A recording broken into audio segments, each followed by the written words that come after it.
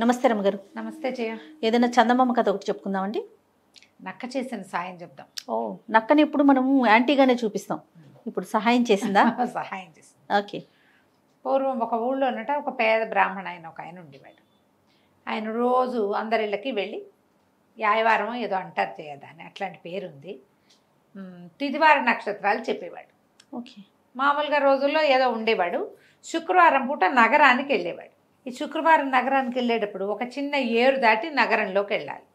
ప్రతి శుక్రవారము వెళ్ళి కొంతమంది ఇళ్లలో ఇవాళ తిథి ఇది అని చెప్పేవాడు. ఈ శుక్రవారము చేపలు పట్టేవాడు ఏట్లో. ఆ చేపలు కొన్ని వారేసిన చేపలు తినడానికి ఒక నక్క అక్కడికి చేరేది. ఈయన చిన్న తెప్ప మీద దాటి వచ్చి వెళ్ళేవాడు ఊళ్ళోకి. అయితే ప్రతి శుక్రవారము ఆ గట్టు మీద కూర్చునే నక్కకి తిదివార నక్షత్రాలు చెప్పేవాడు. నక్క బావా బాగున్నావా అని నక్కని పలకరించి, ఇవాళ శుక్రవారం, సప్తమి శుక్రవారం, ఇవాళ వర్జం ఇది, దుర్ముహూర్తం ఇది అంటే నాకెందుకు బ్రాహ్మడా చెప్తావు అనేది. అంటే గట్టు దిగ్గానే మొదట నువ్వే కనపడతావు, అందుకు అక్కడి నుంచి మొదలు కదా, నువ్వు కనపడతావు, నీకు మంచి మాట చెప్దామని చెప్తున్నాను అనేవాడు. ప్రతి శుక్రవారము తిదివార వర్జ్యాలు అది వినేది నక్క. అయితే కొంచెం ఏదైనా ఈ బ్రాహ్మడికి సాయం చేద్దంటే అదేమో మాంసం ముక్కలు తింటుంది, బ్రాహ్మడికి ఏం పెడుతుంది? అదే అదే. అందుకని బ్రాహ్మణ్ చూడగానే తోకాడిచ్చేది కానీ ఏమీ చెప్పేది కాదు. అయితే ఏమైందట, ఆ ఊరికి ఒక రాజుగారు ఉండేవారు, ఈ నగరానికి. బ్రాహ్మణ ఆయన ఏదో తెచ్చుకునేవాడు కాస్తా కోస్తా, ఆయన జీతం ఆయన్ని పోయేది. ఈ రాజుగారికి ఆయన ఒక సామంతరాజు ఒక ఆయన్ని మోసం చేసి ఆయన కూతురు అందాలు రాసి ఒప్పలు కుప్ప దాన్ని ఒకదాన్ని పెళ్లి చేసుకున్నాడు. రాజుగారికి ఒక 50 ఏళ్ళు దాటినాయి, ఆ పిల్లకి 18 ఏళ్ళు. బాగా ముద్దుగా చూసుకునేవాడు కానీ ఆ పిల్లకి ఇంతతో ఉండటం ఇష్టం లేదు రాజుగారితో. అయితే పుట్టింటి నుంచి ఆ సామంతరాజుని మోసం చేసి తెచ్చాడు కదా, అమ్మాయితో పాటు వాళ్ళని వీళ్ళని పంపిస్తూ ఒక చాకలి కుర్రవాడిని కూడా పంపారు. అయితే ఒకసారి ఏమైంది, రాజుగారు ఒక్కరోజు ఊళ్ళో లేని రోజు ఒకసారి పడంగానే ఈ రాజుగారి మూడో భార్య ఏం చేసింది, చాకలి వాడికి, ఒరే మనం పారిపోదాము, ఈయన దగ్గర ఉండద్దు, పుట్టింటికి వెళ్ళిపోతాం, వాళ్ళే ఏదో ఒకటి చేస్తారు, మన దాచిపెడతారంటే సరేనండి అన్నాడు. చక్కగా నగా నాణ్యం పెట్టుకుని ఉంటుంది కదా రాజుగారి భార్య, వాటితో పాటు బయలుదేరిపోయారు. చీకటి పడ్డాక ఏమైంది, చెరువు ఏరు దాటాలి, చీకటి పడ్డాక బయలుదేరారు, ఏరు దాటాలి. ఏరు దాటే టైంకి చాకలి అన్నాడు, అమ్మగారు నగలు బట్టలు అన్నీ మూటగట్టి ఇచ్చేసేయండి, నేను ముందు వెళ్ళిపోతాను, మీరు వెనకాల నడిచిరండి, అవన్నిటితోటి మీరు నడవలేరు అన్నాడు. అది బాగానే ఉందని ఏం చేసింది, మొత్తం అన్ని ముక్కుబడితో సహా నగలన్నీ మూటగట్టేసింది. పట్టు చీర కూడా విపదీసి చిన్న చుట్టి చేతిలో పెట్టి ఒక చిన్న పాత చీర గోచిగా పెట్టుకుని అలాగా ఊరికే నీళ్ళల్లోకి దిగడానికి వీలుగా ఓ చిన్న చీర ఏదో కట్టుకుని ఈవిడ మెల్లిగా గట్టు దిగే లోపల వాడు దబా దబా దబా ఏరు దాటేశాడు. ఓకే. ఇవి అక్కడ పెట్టొచ్చి మిమ్మల్ని తీసుకెళ్తానన్నాడు. ఏరు దాటేసిన చాకలికి ఏమనిపించింది, రాజుగారు కనుక ఏదైనా ప్రయత్నం చేశాడంటే ఈవిడితో పాటు వెళ్ళిపోయింది నేనేనని తెలిసిపోతుంది, ఆవిడని ఉంచుకుంటాడు, నన్నేం చేస్తాడు, అంతేగా, కట్ చేస్తాడు.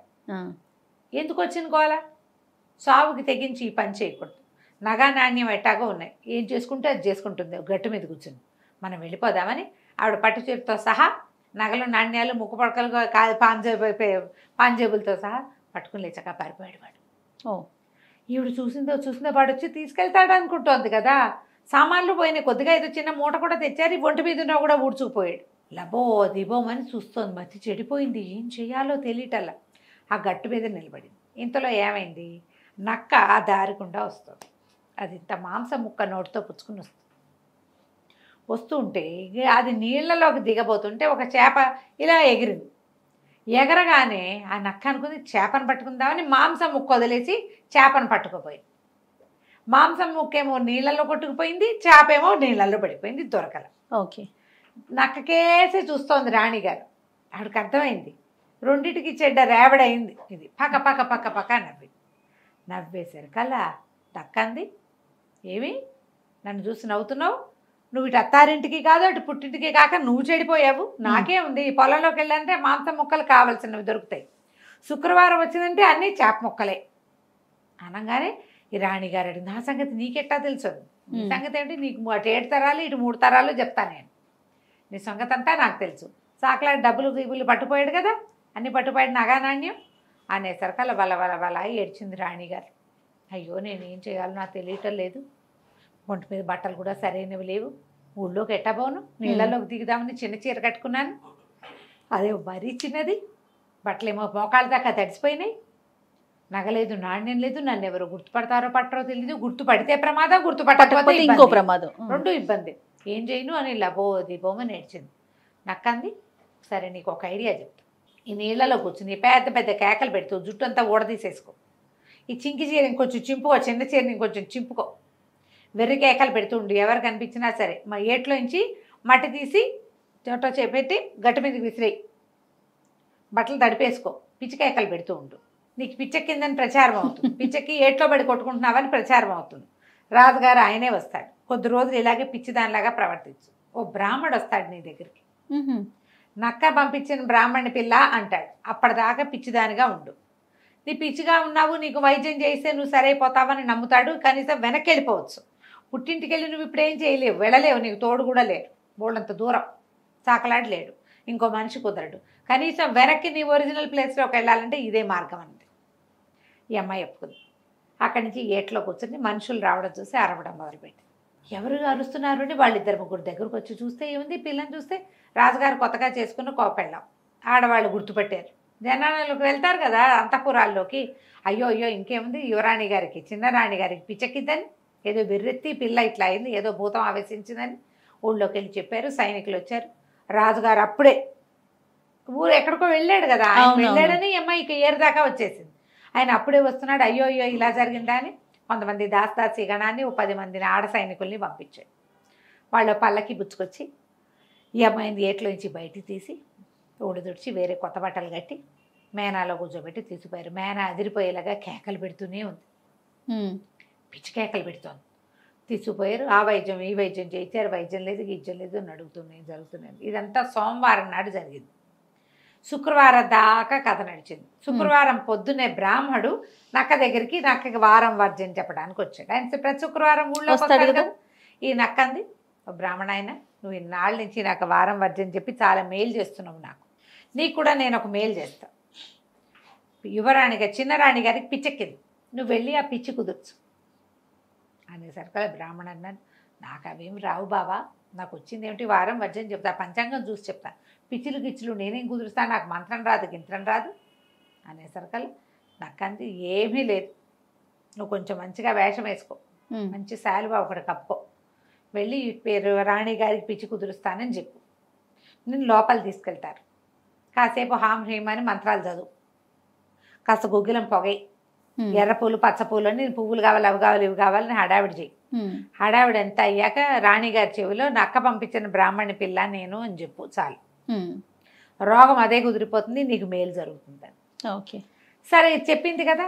సరే ఈ బ్రాహ్మణ ఆయన ఏం చేశాడు, సరేనండి ఇంటికి వెళ్ళిపోయి చక్కగా మర్నాడు శనివారం నాడు మంచి శాలువా కప్పుకొని రాజుగారి దగ్గరికి వెళ్ళాడు.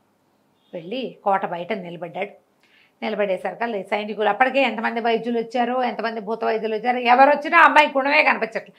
నీ పైపి దొంగ పిచ్చికి గుణమే కనిపిస్తుంది. అక్కడి నుంచి లోపలికి ప్రవేశపెట్టారు. ఈయన ఎర్ర పూలు అన్నాడు, పచ్చ పూలు అన్నాడు, ఆకుపచ్చగా చెట్లు అన్నాడు, ఏమిటో అన్నాడు, గుగ్గులం పొగేయండి అన్నాడు. ఆ గదిలోకి ప్రవేశించాడు. అమ్మాయి దగ్గరికి వెళ్ళి ఆవిడ అరిచర్చి కేకలు పెట్టి జుట్టు పీక్కుని బట్టలు చింపేసుకుని నగలు తీసి విసిరేసి వచ్చిన వాళ్ళని కొట్టి పిక్కి పీకి రక్కి లాగి గందరగోళంగా ఉంది. అందరూ వెళ్ళిపోండి, నేను అమ్మాయితో ఏకాంతంగా మాట్లాడతాను అన్నాడు. అందరూ వెళ్ళిపోతే ఆ పిల్ల ఇంకా కేకలు పెడుతుంటే అమ్మాయి నేను నక్క పంపిన బ్రాహ్మణమ్మ అన్నాడు. అనగానే వెంటనే రాణిగారు బాబు దండాలండి అనగానే ఈయన ఏం చేశాడు, సరే పడుకో నీకు తగ్గిపోతుందని చెప్తాను, రేపటి నుంచి నువ్వు మామూలుగా ఉండని చెప్పి బయటకు వచ్చి రాణిగారిని పరీక్షించుకోండి, ఆవిడ జబ్బు కుదిరిపోయింది, ఆవిడని ఒక ప్రేతం పట్టింది, దాన్ని వదిలించాను, ఇదిగోండి సీసా అని చూపించాడు. సీసాలో పొగ ఉంది, పొగ పెట్టారు వీళ్ళే. ఆ పొగ ఇందులోకి వస్తే ఏముంది లోపల కనిపిస్తుంది కదా, నేను దీన్ని భూస్థాపితం చేసి వస్తానని కొంతమంది సైనికులను వెంట తీసుకుని ఆయన ఎక్కడో సముద్రం నది తీరంలో పాతేసి వచ్చాడు. రాజుగారు ఆశ్చర్యపోయారు. తెల్లారేసరికి రాణిగారు మామూలుగా అయిపోయింది, ఏమీ లేదు. అప్పుడు ఇక బ్రాహ్మణ్ణి పిలిచి బాబు నువ్వెంతో గొప్పవాడివి, నీకు అగ్రహారం ఇస్తాం, ఇల్లు ఇస్తాం, వాకిలి ఇస్తామని బోల్డని వజ్రాలు రత్నాలు, ఓ ఇల్లు వాకిలి, ఓ 10 ఎకరాల పొలము అక్కడి నుంచి రోజు వచ్చి తిది వార వర్జాలు రాజుగారికి చెప్పే ఏర్పాటు చేశారు. సూపర్. అక్కడి నుంచి ఇదంతా తెలుసుకుని నక్క దగ్గరికి వెళ్ళి ఈ బ్రాహ్మణ ఆయన, అమ్మ నక్క బావా, నీకు వారం వర్జం చెప్పినందుకు నువ్వు ఇట్లాంటి సహాయం చేసావు. మా ఇంట్లోకి నిరాటంకంగా వచ్చి మా పొలాల్లో పండే అన్ని రకాల కూరగాయలు రుచి చూస్తూ మాతో ఎప్పుడు స్నేహంగా ఉండు నువ్వు అని చెప్పేశాడు. అక్కడి నుంచి ఈ నక్క ఏం చేసేది, ఈ చెరువు దాటి వచ్చినప్పుడల్లా, ఏరు దాటి వచ్చినప్పుడల్లా ఊళ్ళోకి వచ్చి బ్రాహ్మణ ఇంట్లో ఏదైనా పప్పు పాయసం చేస్తే హాయిగా తిని వెళ్తుండేది కథ కంచికి మన ఇంటికి. బాగుందండి నక్క చేసిన సహాయం. నమస్తే. నమస్తే.